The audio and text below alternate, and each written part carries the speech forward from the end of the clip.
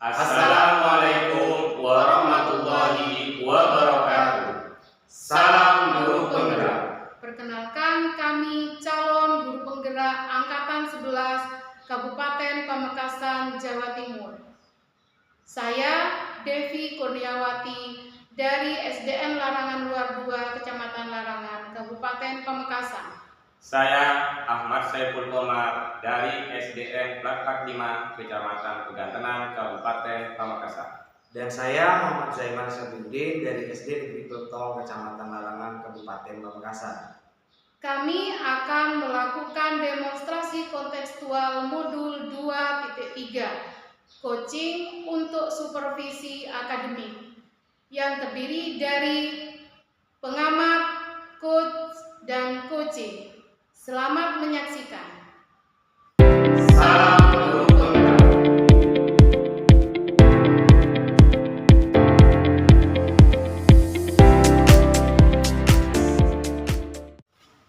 Assalamualaikum warahmatullahi wabarakatuh.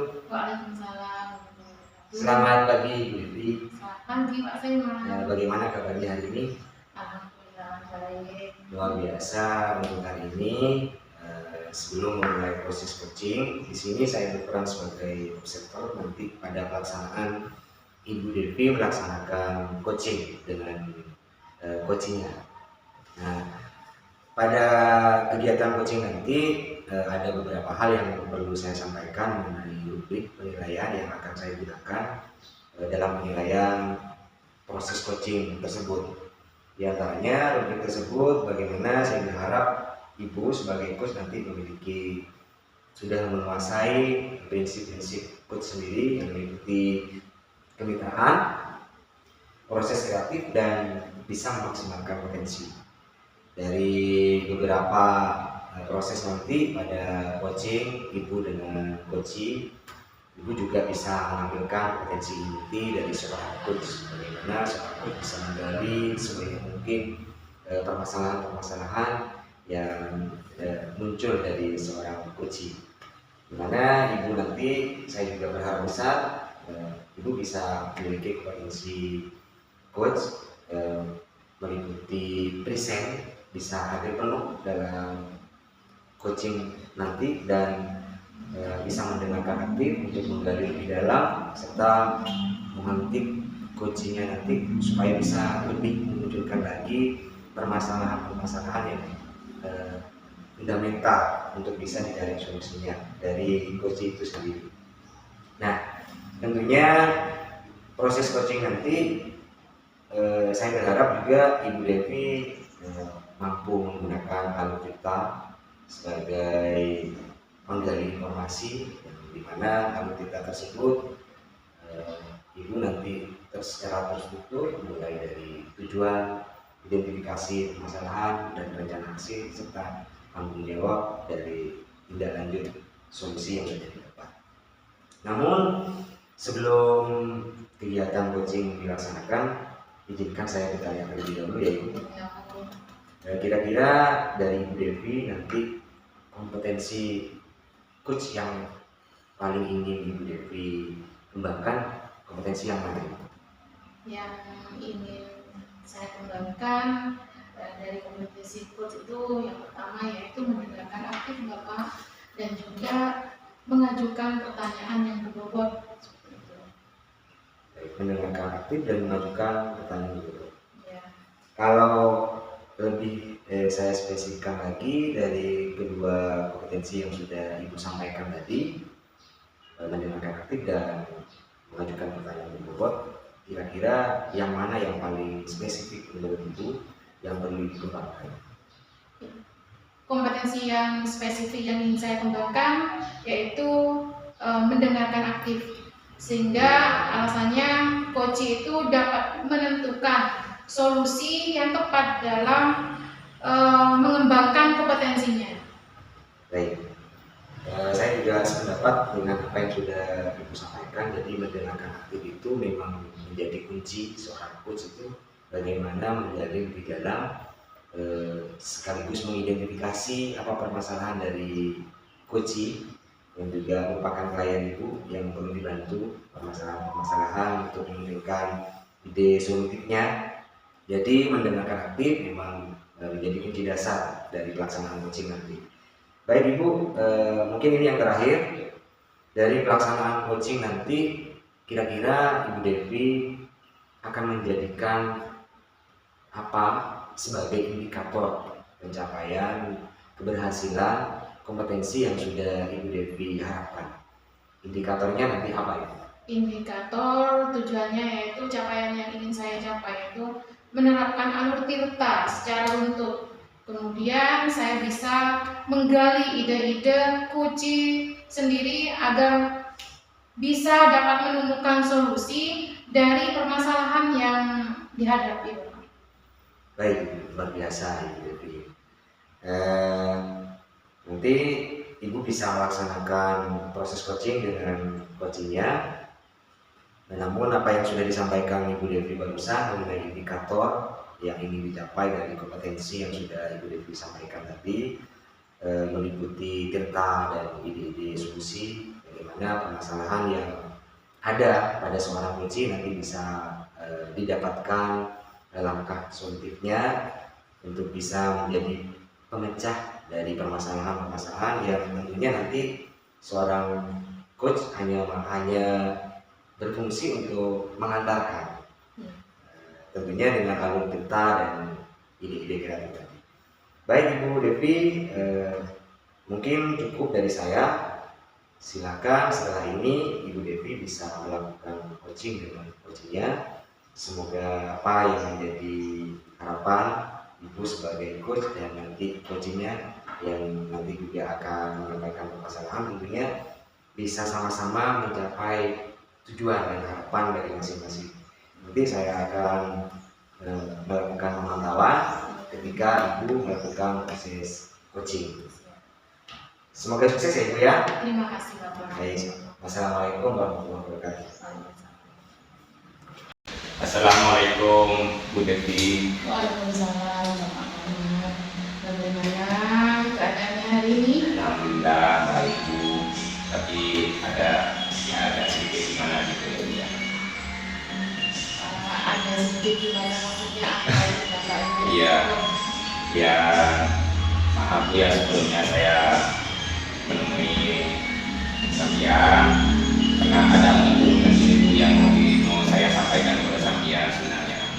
Ya, tapi saya agak malu, sungkan awalnya sungkan, tapi karena sudah kadung tak kuat, akhirnya saya ke sampean. Gitu. Permasalahan apa yang mungkin bisa saya bantu Pak Ibu? Ya gini sebenarnya gini Bu ya. Tapi sebelumnya saya mohon maaf dulu karena di sini kan permasalahan saya sebenarnya ya. Ini Bu, saya sekarang itu kan dipindah ke guru kelas menjadi guru kelas 2. Awalnya itu guru kelas 4. Yang pada waktu ngajar di kelas 4 itu dengan ngajar di kelas 2 itu berbeda ternyata. Yang di kelas 2 itu kondisi anak-anak itu gimana Bu ya? Lompat, bermain, agak kurang kondusif dalam proses pembelajaran. Itu yang jadi permasalahan saya sekarang seperti itu. Keinginannya Bapak Ibu dengan adanya komunikasi seperti ini kira-kira apa? Ya, ingin mencari penyelesaian masalah itu dalam arti saya agak sharing kesampian permasalahan, mungkin ada penyelesaian ya seperti itu kira-kira. Kira-kira menurut Bapak Ibu permasalahan itu terjadi itu karena apa? Ya dari proses pembelajarannya itu mungkin Bu ya, karena saya mungkin dari ini kan belum pernah menggunakan media atau menggunakan layar LCD di situ untuk proses pembelajaran. Yang kedua, metodenya yang saya gunakan itu mungkin metode yang digunakan pada waktu mengajar di kelas 4 seperti itu. Itu yang mungkin jadi permasalahan saya sekarang ini. Kurangnya dalam arti tidak bisa menggunakan media pembelajaran atau PPP yang masih belajar yang belum baik seperti itu. Oke. Jadi menurut Bapak Ipung itu permasalahan itu terjadi karena Bapak Ipung itu kurang mempersiapkan rencana pembelajaran atau modul ajar ya. Yang kedua yaitu media kurang juga dipersiapkan. Yang ketiga yaitu metode pembelajaran yang kurang variatif misalnya Bapak Ipung seperti itu. Kira-kira menurut Bapak Ipung dari yang Bapak Ipung rencanakan ini gitu ya, dari apa yang Bapak Ipung sampaikan, kira-kira pengembangan langkah yang akan diambil itu apa Ya, ke depannya? mungkin langkah-langkah yang mungkin saya akan buat sekarang ini rencananya kan modul saya perbaiki dulu, dalam arti di sini bagaimana di dalam modul itu saya mempersiapkan bahan-bahannya, seperti yaitu yang pertama medianya pembelajaran. Terus di dalam belajar itu mungkin metode, karena mungkin metode diskusi, mungkin metode diskusi yang bisa mengkondisikan dalam arti sehingga anak-anak itu tidak memiliki kesempatan untuk bermain-main di dalam kelas atau bicara sendiri, seperti itu Ibu ya. Kalau seperti media, kira-kira media apa yang bisa digunakan? Video. Oh, iya. Jadi video itu nanti menampilkan salah satu contoh materinya, nanti saya kaitkan dengan video atau saya ambil di YouTube biasanya, sehingga anak-anak itu terfokuskan nanti pada waktu saya menampilkan itu, siswa terfokuskan untuk melihat ke depan seperti itu. Karena kan membuat di sini tahunnya masih kelas 2 SD, sehingga kan agak senang dalam arti melihat video itu. Dari rencana-rencana yang Bapak Ipung akan lakukan itu, menurut Bapak Ipung skala dari kondisi yang saat ini Bapak Ipung alami itu kira-kira kalau skalanya dari 1 sampai 10, Bapak Ipung itu kondisi saat ini ada di skala berapa? Ya, skala 3 Bu ya. Karena memang saya mengakui bahwa di sini dari tingkat kondusif siswa di dalam kelas, dari proses pembelajaran tidak terlalu sering menggunakan media atau metode yang saya gunakan, itu mungkin Bu ya. Oh iya. Jadi setelah melakukan rencana atau langkah-langkah seperti itu, kira-kira menurut Bapak Ipung dari skala yang pertama 2 itu mau ditingkatkan ke skala berapa Bapak Ipung? Ya, pengennya sih dalam arti skala 8-9, karena target saya sekarang kan dalam arti dari konsep-konsep yang sudah keluar barusan, seperti penggunaan media, modul ajar yang kita harus perbaiki, terus lagi metode yang harus saya gunakan seperti itu, sehingga target saya ke depannya mungkin di skala 8 dan 9. Untuk mencapai skala yang 8 ke 9 itu ya, kira-kira ada stakeholder atau yang bisa diajak kerjasama untuk menunjang kegiatan itu? Iya, mungkin nanti yang jadi penunjang seperti itu yang pertama terlibat itu Pak Ibu. Antara teman sejawat di situ ada guru kelas. Terus referensi lain mungkin dari sekarang kan sudah banyak pembelajaran di PMK itu, mungkin itu yang menjadi sumber nanti, dan lagi ada juga IKKG, mungkin di forum IKKG nanti seperti itu. Oke. Referensinya seperti itu. Jadi referensinya yang pertama yaitu akan memberdayakan teman sejawat yang kedua yaitu belajar dari PMM, jadi referensi melalui online itu memang banyak. Ya, berarti kemudian komitmen ini ya Pak Ipung, dari langkah-langkah seperti ini, kira-kira menurut Bapak Ipung solusi-solusi yang sudah kita dapat itu kapan akan direalisasikan Bapak Ipung? Ya secepatnya mungkin lagi saya akan buat konsepnya dan mulai dari sekarang memperbaiki pembelajarannya, terus menyediakan lebih utama nanti menyediakan bahan-bahannya untuk pembelajaran itu, ataukah mempersiapkan terlebih dahulu apa saja yang akan disampaikan seperti itu. Dalam 2 hari ini insya Allah terlaksana ini seperti itu. Oke, jadi secepatnya ya, Bapak Ipung 2 hari lagi insya Allah saya juga akan bertanya bagaimana setelah usahakan merealisasikan itu ya Bapak Ibu. Iya. Saya tunggu kabar berikutnya. Ya. Semoga dari solusi-solusi yang memang sudah sampai dapat gitu ya, dan bisa dilaksanakan secepatnya. Saya berharap nantinya itu akan menjadi komitmen sampean untuk meningkatkan pembelajaran di kelas. Jadi permasalahan yang sampean hadapi saat ini insya Allah akan teratasi. Amin. Baiklah Pak Ikom, adakah undang-undang yang lain? Sudah. Mungkin itu dulu Bu ya.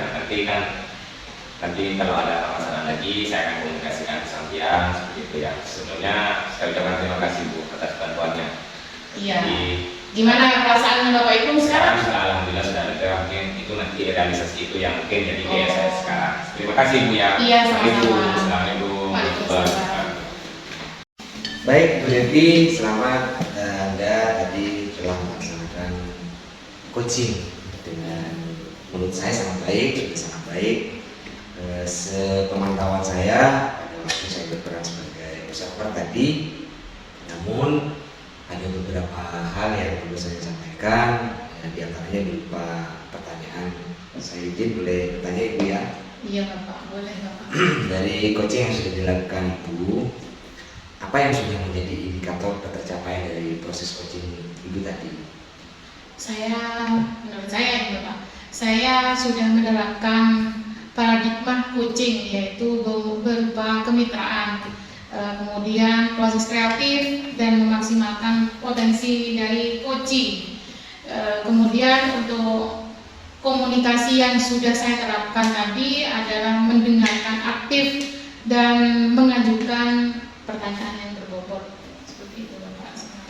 Baik Ibu, jadi apa yang disampaikan Ibu itu sudah sesuai dengan hasil catatan saya pada waktu saya mengobservasi, di mana Ibu tadi telah membuktikan bagaimana kemitraan sudah dihadirkan, artinya di sana ada percakapan yang sangat santai, tenang, dan dari situ tidak terlalu melihat atau tidak nampak perbedaan strata antara keduanya, baik coach maupun coachee tadi. Kemudian yang namanya proses kreatif, Ibu tadi juga bisa menggali berbagai stimulus untuk coachingnya, bagaimana beliaunya tadi bisa mengidentifikasi permasalahan dan juga bisa memunculkan ide-ide dari coachingnya sendiri mengenai solusi-solusi permasalahan-permasalahan yang dihadapi, menggunakan pertanyaan yang berbobot juga sudah Ibu lakukan tadi pada waktu coaching, dan kemudian Ibu juga memberikan identifikasi terhadap bagaimana seorang coach itu melihat dari sudut pandang beliaunya sendiri, sebetulnya beliaunya itu ada di posisi mana dan harus kemana, itu juga sudah terlihat. Itu luar biasa menurut saya. Ada dua harapan yang sudah Ibu sampaikan tadi pada pra coaching tadi. Ibu mengharapkan bahwa ini mengembangkan kompetensi mendengarkan aktif, itu sudah nampak dan sudah sesuai juga dengan apa yang sudah saya catat pada lembar observasi. Alhamdulillah secara gambaran umum dari catatan yang pelaksanaan coaching yang sudah Ibu lakukan bersama coach tadi sudah sangat baik dan luar biasa. Saya ucapkan terima kasih. Kemudian mungkin ini pertanyaan berikutnya untuk lebih mendalami, lebih menjadi penguatan juga Ibu sebagai coach nanti pada permasalahan atau coach-coach yang lain. Pertanyaannya begini Bu, berdasarkan hasil coaching tadi, kira-kira kompetensi apa lagi yang ingin Ibu kembangkan dari pengalaman tadi, kegiatan coaching tadi itu? Oke. Kompetensi yang ingin saya capai yaitu kehadiran penuh, yang mana mungkin tadi coach itu merasa ada sedikit unek-unek, kemudian seharusnya saya menggunakan salah satu teknik seperti teknik stop gitu, agar beliau lebih rileks dalam memberikan menggunakan permasalahan, menyelesaikan permasalahan itu, memberikan IDP-nya itu secara tergali seperti itu Pak. Ya, baik, present ya, berarti present Iya. yang penuh yang akan Ibu Devi kembangkan nanti dari pengalaman coaching yang sudah Ibu tadi lakukan bersama coachingnya. Saya hanya bisa berdoa, memberikan support, semangat, berharap dengan harapan yang sangat besar Ibu menjadi coach ya terbaik bagi siapapun yang membutuhkan pencerahan-pencerahan dari Ibu sebagai coach. Baik, Ibu Devi, ketika Ibu tadi melaksanakan kegiatan coaching, tentunya dari apa yang sudah dilakukan, apa yang sudah direfleksikan, tentunya hal itu Ibu sudah mengikuti bagaimana alur percakapan coaching tadi sudah dilaksanakan. Ibu sudah berada pada jalur penggunaan alur tirta. Dari hal tersebut menurut saya walaupun yang sudah menjadi kompetensi yang akan dikembangkan pada waktu pra dan pasca observasi ada kompetensi yang juga ingin dikembangkan, tentunya hal itu saya berharap tidak terlepas keduanya tersebut atau ketiganya pun demikian, tentunya tetap pada waktu coaching ini tetap ada penggunaan alur tirta dalam coaching itu ya. Terima kasih Ibu. Sama-sama Bapak. Proses yang sangat luar biasa, semoga bermanfaat ke depannya. Iya, sama-sama. Terima kasih juga Bapak. Baik, kegiatan observasi hari ini saya cukupkan. Wassalamualaikum warahmatullahi wabarakatuh. Waalaikumsalam warahmatullahi wabarakatuh. Salam guru